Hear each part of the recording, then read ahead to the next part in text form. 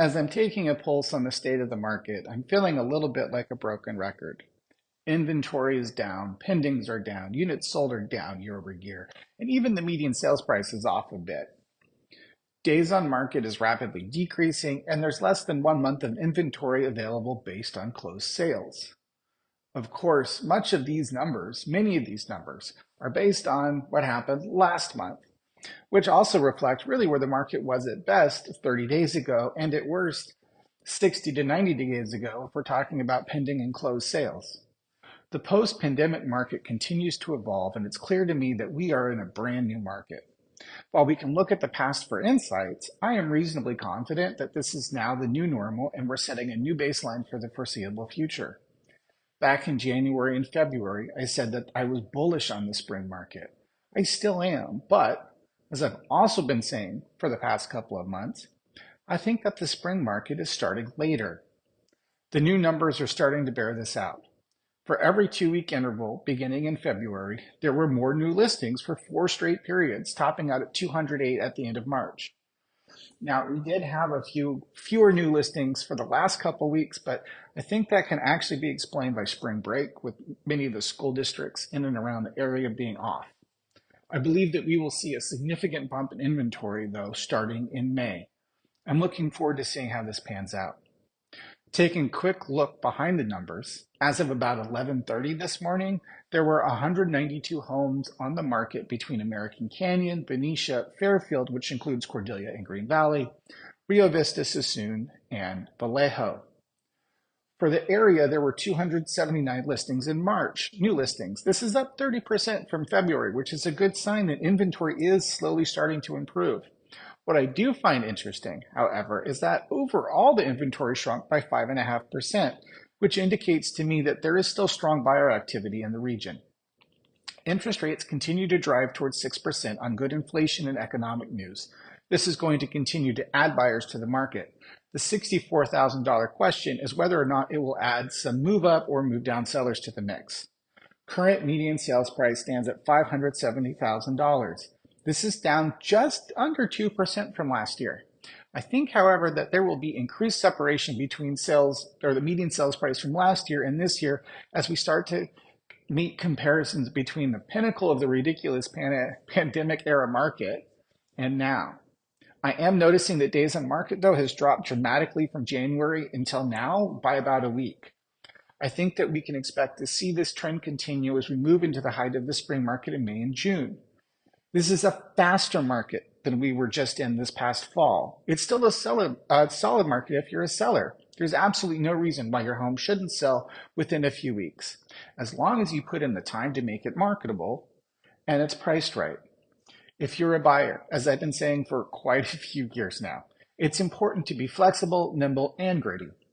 It's still going to take a few months of searching before you figure out what it is that you want in the price range that you can afford.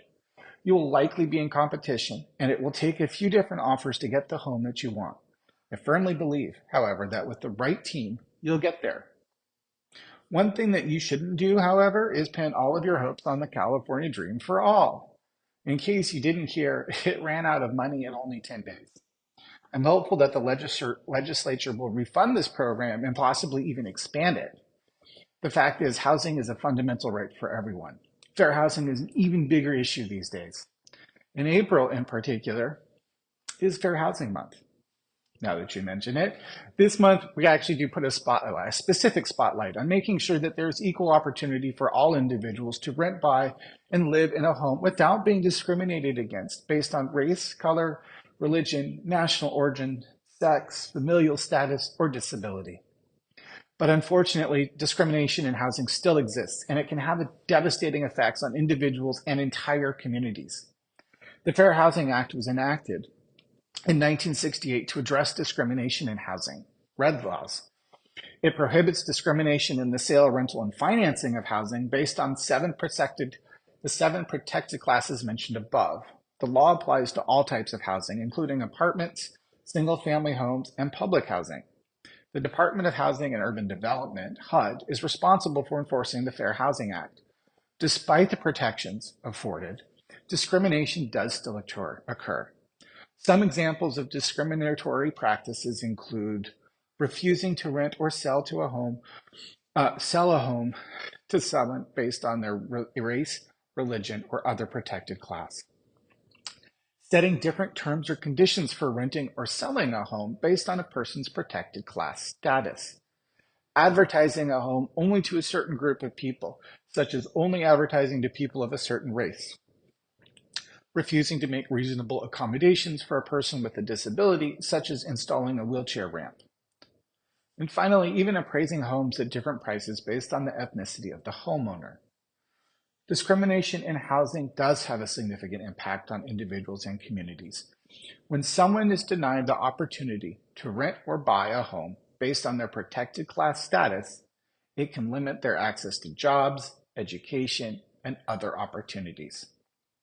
Discrimination in housing can also lead to segregation and the concentration of poverty in certain neighborhoods.